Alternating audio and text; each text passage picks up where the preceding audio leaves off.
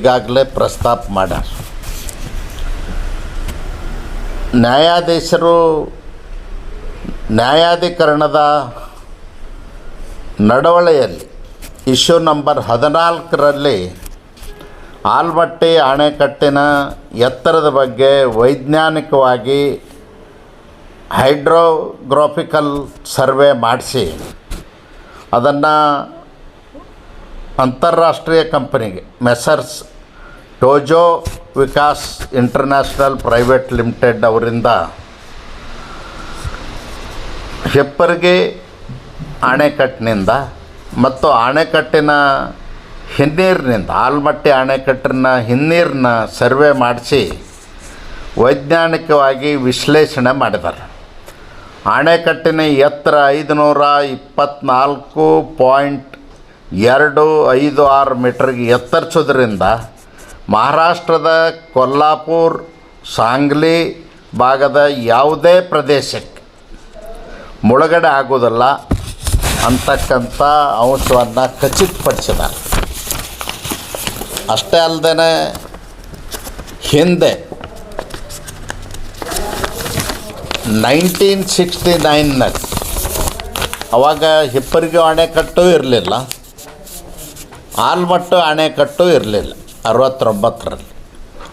ಆವಾಗೂ ಕೂಡ ಕೋಲ್ಹಾಪುರ ಮತ್ತು ಸಾಂಗ್ಲಿ ಪ್ರದೇಶದಲ್ಲಿ ಪ್ರವಾಹ ಬಂದಿತ್ತು, ಅತಿ ಹೆಚ್ಚು ತೊಂದರೆ ಆಗಿತ್ತು. ಹಳ್ಳಿಗಳಲ್ಲಿ ಮತ್ತು ಪಟ್ಟಣಗಳಲ್ಲಿ ನೀರು ಹೋಗಿತ್ತು. ಆ ಸಂದರ್ಭದಲ್ಲಿ ಅಣೆಕಟ್ಟು ಇರಲಾರ್ದಂಥ ಸಂದರ್ಭದಲ್ಲಿ ಬಂದದ್ದನ್ನು ನಾವು ಅರ್ಥ ಮಾಡ್ಕೊಳ್ಬೋದು. ಅಣೆಕಟ್ಟಿನಿಂದ ಇವತ್ತೇನಾಗಿದೆ ಅಂತೇಳಿ ಸುಳ್ಳು ತಕರಾರು ಮಹಾರಾಷ್ಟ್ರದವ್ರು ಮಾಡ್ತಾಯಿದ್ದಾರೆ. ಅದಕ್ಕಿಂತಲೂ ಮುಂಚೆ ಅನೇಕ ಬಾರಿ ಪ್ರವಾಹ ಬಂದಂಥ ಸಂದರ್ಭದಲ್ಲಿ ನೀರು ಕೋಲ್ಹಾಪುರ ಪಟ್ಟಣದಲ್ಲಿ, ನಗರದಲ್ಲಿ, ಸಾಂಗ್ಲಿ ಕೆಲವು ಪ್ರದೇಶದಲ್ಲಿ ಹೋಗಿರ್ತಕ್ಕಂಥದ್ದು ರೆಕಾರ್ಡ್ ಇದೆ. ಅದೇನು ನಾವು ಸುಳ್ಳು ಹೇಳ್ತಾ ಇಲ್ಲ. ಮತ್ತು ಕೃಷ್ಣಾ ನ್ಯಾಯಾಧಿಕರಣ ತೀರ್ಪು 2010ರಲ್ಲೇ ಬಂದದು.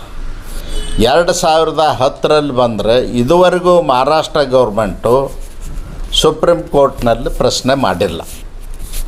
ಮತ್ತು ಈಗಾಗಲೇ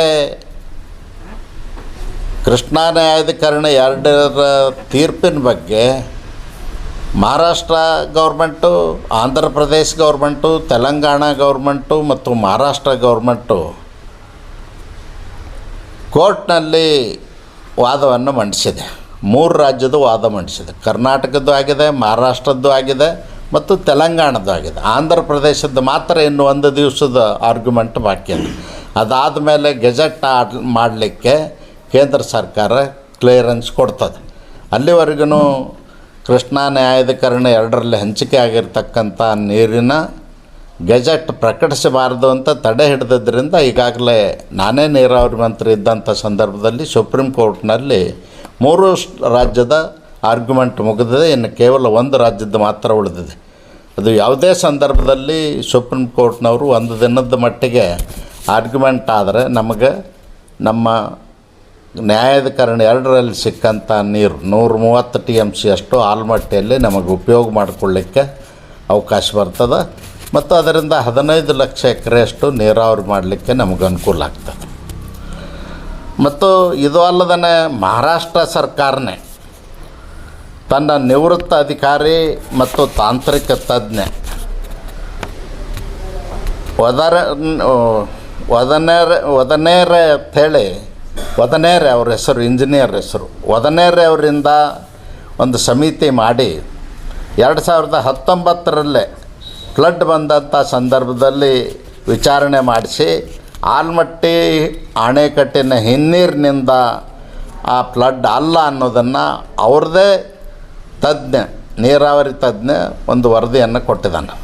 ಇಷ್ಟೆಲ್ಲ ಇಟ್ಕೊಂಡು ಮತ್ತೆ ಅವರು ಪದೇ ಪದೇ ಆಲಮಟ್ಟಿಯಿಂದ ನಮಗೆ ತೊಂದರೆ ಆಗ್ತಾಯಿದೆ, ಆಲಮಟ್ಟಿ ಹಿನ್ನೀರಿನಿಂದ ತೊಂದರೆ ಆಗ್ತಾಯಿದೆ ಅಂತೇಳಿ ಅನ್ನೋ ಆರೋಪ ಮಾಡ್ತಾಯಿದ್ದಾರೆ. ಅದು ಸತ್ಯಕ್ಕೆ ದೂರವಾದಂಥದ್ದು. ಅದಕ್ಕೆ ನಾನು ಕರ್ನಾಟಕ ಸರ್ಕಾರಕ್ಕೆ ಆಗ್ರಹ ಮಾಡ್ತೀನಿ, ಅದಕ್ಕೆ ಇವೆಲ್ಲ ಅಂಶಗಳನ್ನ ಇಟ್ಟುಕೊಂಡು ಸರಿಯಾಗಿ ಅವ್ರಿಗೆ ಉತ್ತರ ಕೊಡೋದು ಅಲ್ಲದೇ ಕೂಡಲೇ ಇನ್ನೂ 1,04,000 ಎಕರೆಯಷ್ಟು ನೀರಾವರಿಗೆ ಬೇಕಾಗ್ತಕ್ಕಂಥ ಭೂಮಿಯನ್ನು ಆಲಮಟ್ಟಿ ಅಣೆಕಟ್ಟಿನ ಹಿನ್ನೀರಿನಲ್ಲಿ ಮುಳುಗಡೆ ಆಗ್ತಕ್ಕಂಥದ್ದು ಮತ್ತು ಕೆನಾಲ್ ನೆಟ್ವರ್ಕಿಗೆ ಸಿವಿಲ್ ವರ್ಕ್ಗಳಿಗೆ ಬೇಕಾಗ್ತಕ್ಕಂಥ ಭೂಮಿ ಕೂಡಲೇ ಭೂ ಸ್ವಾಧೀನ ಮಾಡಿಕೊಳ್ಬೇಕು, ರೈತರಿಗೆ ಪರಿಹಾರ ಮಾಡಿಕೊಡ್ಬೇಕು ಅಂತ ಒತ್ತಾಯ ಮಾಡ್ತೀನಿ.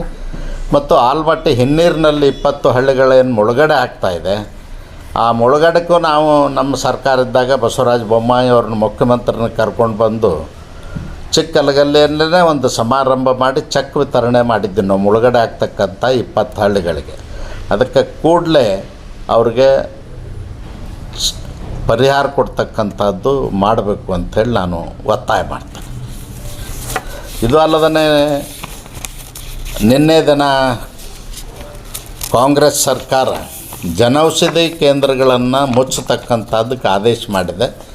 ಇದನ್ನು ನಾನು ಖಂಡಿಸ್ತೀನಿ. ಯಾಕಂದರೆ ಜನೌಷಧಿ ಕೇಂದ್ರ ಅತ್ಯಂತ ಸಾಮಾಜಿಕ ಕಳಕಳಿ ಕಾಳಜಿಯಿಂದ ದೇಶದ ಪ್ರಧಾನಮಂತ್ರಿಗಳಾಗಿರ್ತಕ್ಕಂಥ ನರೇಂದ್ರ ಮೋದಿಜಿಯವರು ಇಡೀ ದೇಶದ ಉದ್ದಗಲಕ್ಕೂ ಅತ್ಯಂತ ಕಡಿಮೆ ಬೆಲೆಗೆ ಮತ್ತು ಉತ್ತಮ ಗುಣಮಟ್ಟದ ಔಷಧಿಯನ್ನು ಕೊಡ್ತಕ್ಕಂಥದ್ದು ಪ್ರಾರಂಭ ಮಾಡಿದ್ದಾರೆ.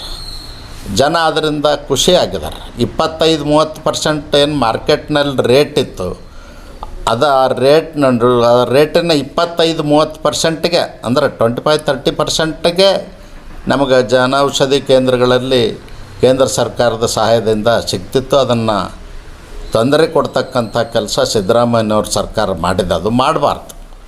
ಈಗ ಸರ್ಕಾರಿ ಆಸ್ಪತ್ರೆಗಳಲ್ಲಿ ಇರ್ತಕ್ಕಂಥದ್ದನ್ನು ಬಂದ್ ಮಾಡಿ ಖಾಸಗಿ ಅವ್ರಿಗೆ ಅಂಗಡಿಗಳನ್ನು ತೆರೀಲಿಕ್ಕೆ ಮತ್ತು ಉತ್ತಮ ಗುಣಮಟ್ಟದ ಔಷಧ ಅಲ್ಲದೇ